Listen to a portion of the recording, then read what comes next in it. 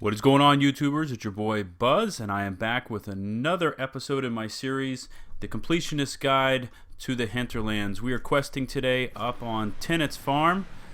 We are up here in Redcliffe Farms Camp, and this is going to be entitled Astrariums in the Hinterlands. This is actually going to be a little bit longer series in one of my videos, as it is a 4-part completion quest. Anyway, you have to find all 3 of these Astrariums and then go to the loot cave afterwards, and the point is you try to recreate these constellations.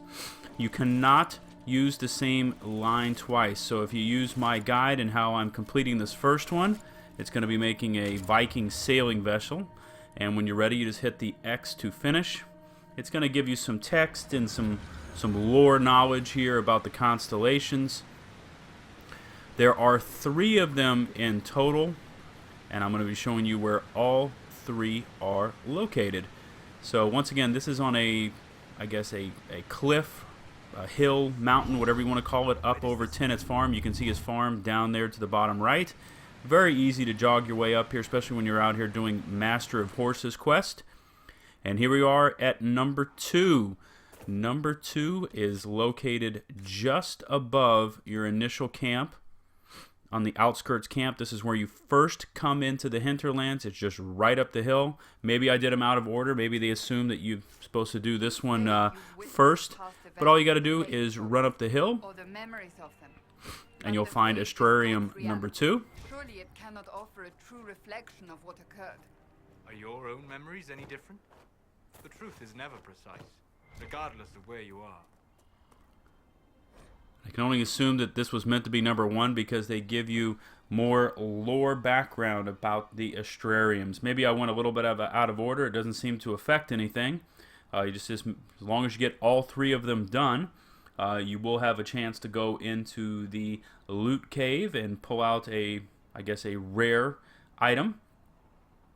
I'm going to show you how this second one works, and then I will jet over after this one's done, show you the 3rd location, and also show you how to complete that one, which is probably the most complicated one. This is actually the easiest one. Giving you a chance here to read over the lore. And let's get into Astrarium number 2.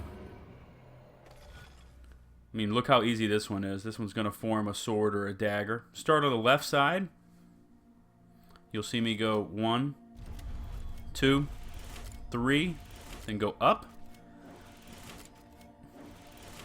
all the way down, back up, and final piece. Remember, the point is you can't cross over yourself after you've completed a line. Very basic constellation puzzles. This is Judex, and it shoots out this beam of light to show me where the 3rd Astrarium is. And here we are. Through the powers of time travel. I'm going to show you on the quest map. That is the blown up bridge. You can see Tennant's Farm up above me there. Ran through this ravine. There is a ruins area about halfway through this ravine with some pretty tough guys, especially at my level. I'm like a level 6, maybe a level 7. I just hit the stealth button and ran right by them, but the point is you want to get on the south side of this mountain because that's the only way to find this path to make it up to Astrarium number 3. And of course I'm pulsing out on the sonar here. I find a loot chest, some sort of random jewel or something like that, and we're going to do Astrarium number 3. This one required just a little more thought because it includes a couple extra stars which you do not use in the constellation. So take your time, watch my guide and how I complete it. I'm just kind of staring at it like, why did they add these extra couple little stars?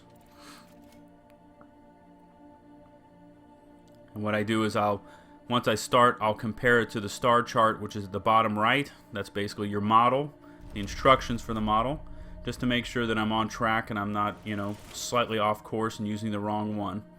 That one that just to the left of my cursor now is an extra one. Do not use it. You'll see me start to go on down now once I've got a feel for it.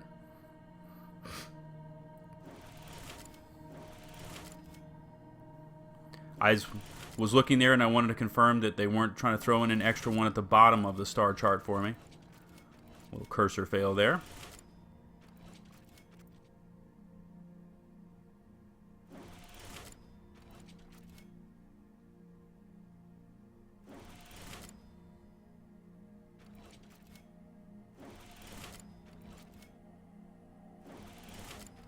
Remember, the whole point is that you don't want to cross over yourself. If you do that, the puzzle will not work. You have to start over.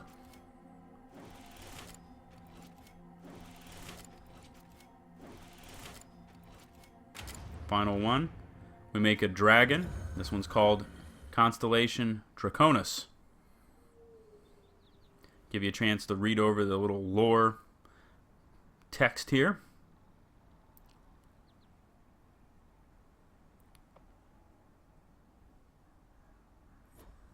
Anyway, it shoots out a beam of light.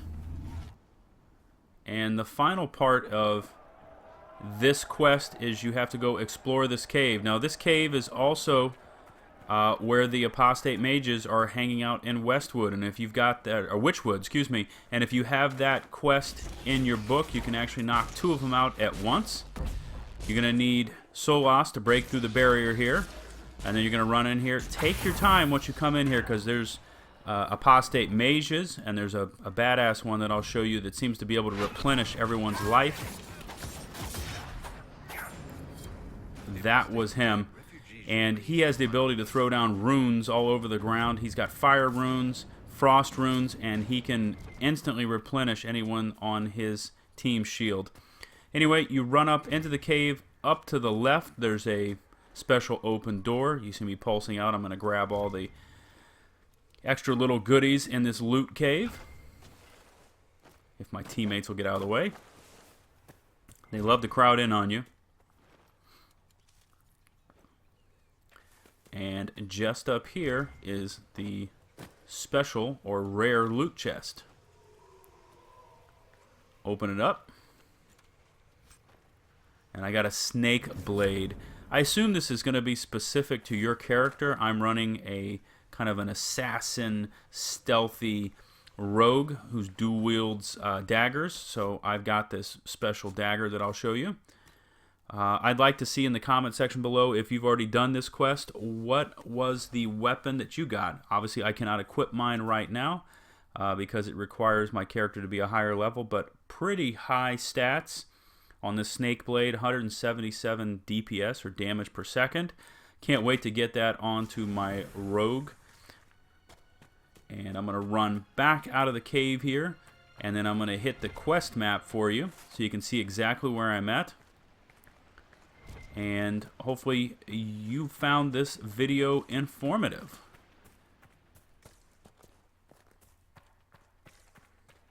Alright, so we're back out here in Witchwood. This is where the quest apostates in Witchwood can be, I guess, finalized. You have to fight your way up to them.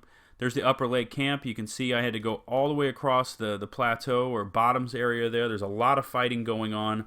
Fought my way into the apostate mage cave. Took them all out. Found the loot area. Anyway, I'm going to continue this series. This has been your boy Buzz. Remember, likes, comments, subs are loved. Peace out.